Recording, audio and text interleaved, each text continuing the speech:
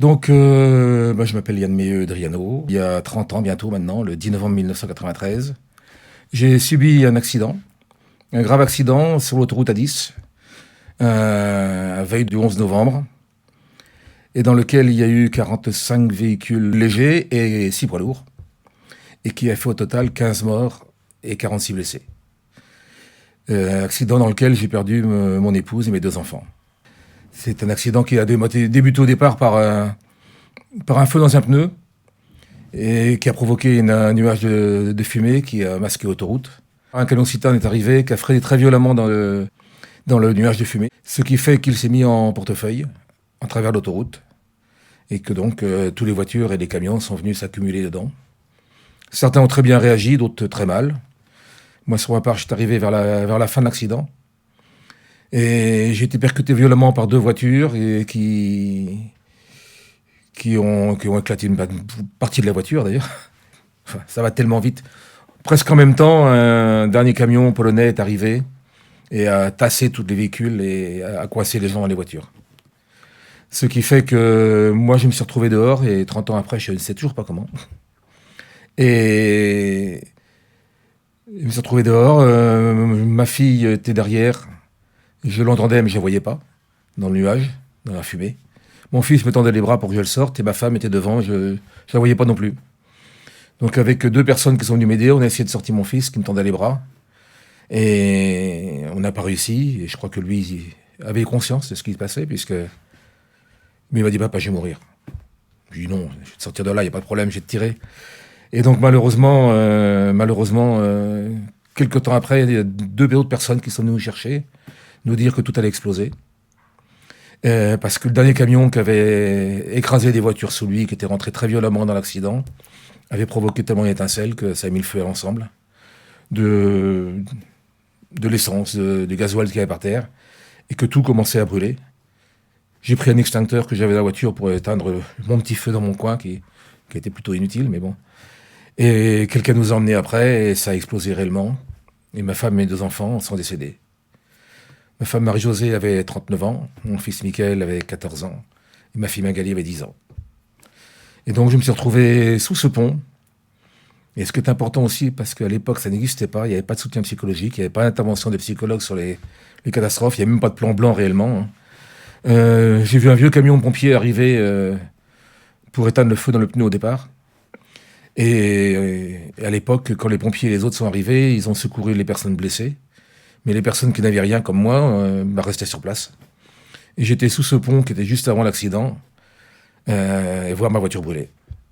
Et l'accident s'est terminé vers 7h30, et je n'ai été évacué que vers 10h30. Donc je suis 3 heures derrière l'accident, ce qui heureusement n'arriverait plus aujourd'hui. Le 19 novembre, l'enterrement a eu lieu. Il y a eu du monde évidemment. Le 20, les gens sont retournés chez eux, puisque la vie continue. Mes parents sont restés quelques jours de plus. En plus, mon anniversaire est le 22, donc ils sont restés un peu plus longtemps. Et le 23, le 24, ils sont partis chez eux parce qu'ils avaient aussi leurs obligations. Et le 25, je me suis retrouvé dans cette maison, tout seul. Et c'est ça le plus dur, en fait. Ça a été le moment le plus dur de se retrouver tout seul parce que dans le feu de l'action, on est pratiquement inconscient de ce qui passe. On est sidéré, on ne réagit pas. Et il y a une espèce d'enchaînement qui se crée jusqu'au moment où on se retrouve seul. Et là, c'est le silence qui est insupportable. Il n'y a pas d'autre bruit que le sien. Donc, je me suis rendu compte là, d'ailleurs, qu'on vivait plus souvent avec les gens en les entendant qu'en les voyant. Et j'ai allumé la télé pour faire du bruit et puis un peu de mouvement. On est les bras ballants, on ne sait pas comment réagir. Le soir de l'accident, j'étais même incapable de pleurer. Mais c'est aussi, c'est le soir de l'accident, dans cette nuit, que j'ai décidé de me battre. Je fais des interventions dans les collèges, les écoles, les lycées, partout où on me demande, où je raconte le témoignage. Je témoigne. Je témoigne de ce que j'ai vécu, je témoigne des conséquences d'un accident, des causes de l'accident, des conséquences, et de tout ce de la bonne attitude sur la route, en fait. J'ai commencé en 95. 95 qui a été le moment où j'ai failli aussi baisser les bras. M'arrêter parce que le 3e juge d'instruction, ne sachant pas quoi faire du dossier, a mis tous les conducteurs en examen. J'ai reçu une lettre recommandée me disant: Monsieur Méheux, vous étiez dans l'accident, des faits restent à penser que vous y avez participé, vous êtes mis en examen pour homicide involontaire. Même pas une convocation, ça a été une... Et là, j'ai dit: j'ai tué ma femme et mes gosses, quoi. J'ai tué ma famille. Et donc, je me suis dit: non, non, non. Ben, j'étais très entouré par le village où je suis. J'ai un petit village où on est 1000 habitants. C'est un plus à ce niveau-là. J'ai ma famille qui est très présente. Et j'ai les médias qui m'ont beaucoup aidé. Puisque tous les ans, au moment des commémorations, ils m'appelaient, me demandaient où en était le dossier. Le dossier a duré 9 ans quand même. Et ben là, j'aurais dit: on est tous mis en examen. Ça a fortement réagi au niveau des médias, aussi bien local que national. Et comme par hasard, le juge d'instruction, ils ont découvert qu'il n'était pas compétent et qu'il fallait me déplacer le compétent au sens juridique du terme. L'important, c'est que c'était transféré à Poitiers, qu'à Poitiers, les premières choses, ça a été des non-lieux pour une grande partie des conducteurs. Et ensuite, ça a traîné, puisque le jugement a eu lieu en 2002. 9 ans plus tard, il y a eu un procès. Procès qui, alors là, pour les victimes, est un moment fondamental. Le procès, c'est le moment où tout se révèle, c'est-à-dire où on va tout comprendre. On a compris au fur et à mesure, parce que en 9 ans d'instruction, on a eu accès au dossier, on a compris plein de choses.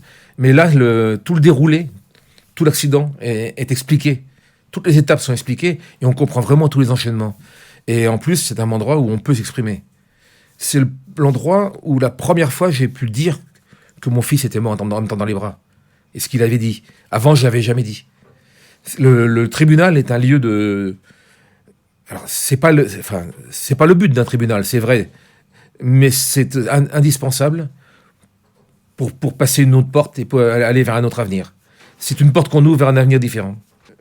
On a eu un procès qui était exemplaire, qui est vraiment très très bien déroulé. Ce qui fait que le chauffeur polonais a eu 18 mois de prison avec sursis, une annulation du permis, une amende, et puis en limite, les condamnations, on n'en avait rien à faire. C'est du ressort de la justice, c'est pas du ressort des victimes. Ça ne me ramènera pas mes enfants qu'il aille directement en prison, surtout 9 ans après. Et ça, c'est un élément important. La justice doit être rapide, mais pas trop. Une justice trop rapide, on n'a pas le temps de faire le chemin vers l'acceptation que l'événement a eu lieu. Pas des conséquences, mais que l'événement a eu lieu. Et si on n'a pas ce chemin vers l'acceptation que ça se soit passé, on est toujours dans la demande d'une condamnation forte. Alors que l'important, c'est pas la condamnation, c'est la reconnaissance de responsabilité. Enfin, c'est ma vision des choses et je sais que de toute façon, ils ne seront jamais condamnés à hauteur de ce qu'on a souffert. Donc ça n'a pas d'importance.